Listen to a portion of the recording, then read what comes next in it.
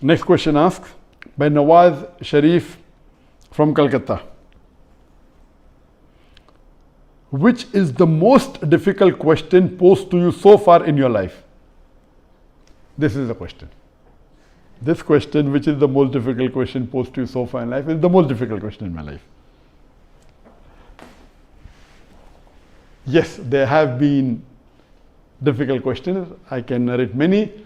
As far as the most difficult question is concerned, because it's not a very common question, I will never tell it to the masses, to the public.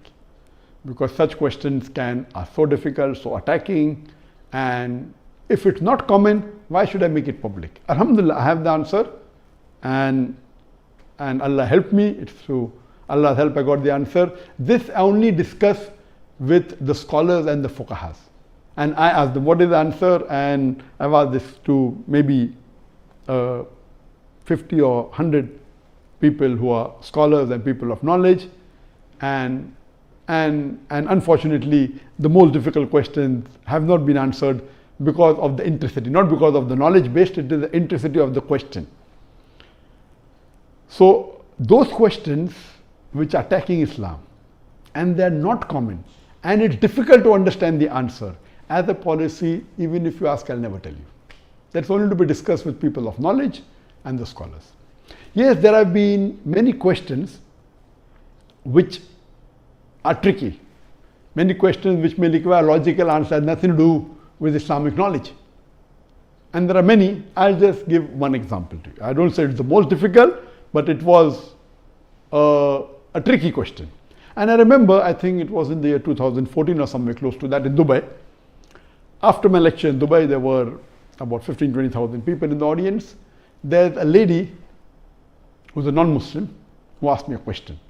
And she said, Dr. Zaker, you often give the example of why a Muslim lady should do hijab, and you ask the question that if two twin sisters who are equally beautiful, one of them is wearing the Islamic hijab, complete body covered, except the face and the hands up to the wrist, and the other twin sister, she is wearing the Western clothes with mini skirts and a low neck, and if both of them are walking down the streets of Dubai, and if there is a hooligan, if there is a ruffian who's waiting to tease a girl, which girl will he tease?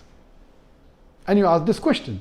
And yes, I have given this example and I've asked this question since the early 90s when I gave the talk of women's rights in Islam the first time in 1993.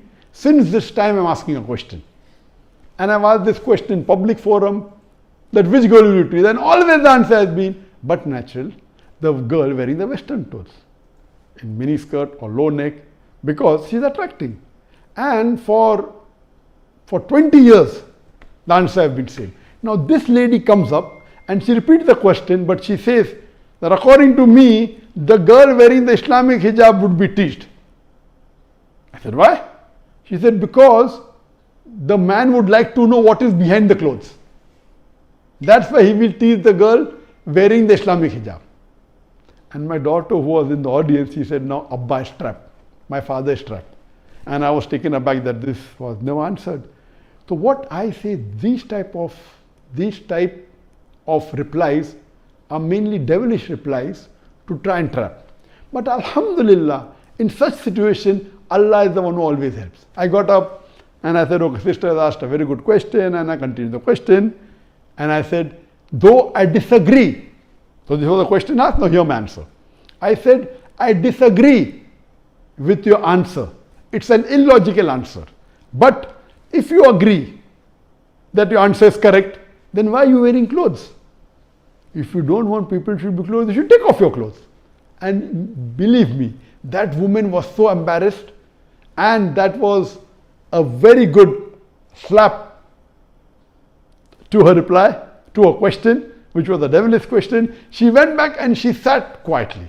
So these types of questions by non-Muslims who come to attack you, it has got nothing to do with Islam. My answer was logical. But what I told, okay, I disagree with your answer, but if you agree with your answer, why are you wearing clothes? And she was wearing clothes. I said, why are you wearing clothes? And so these type of questions, the answer should be with hikmah.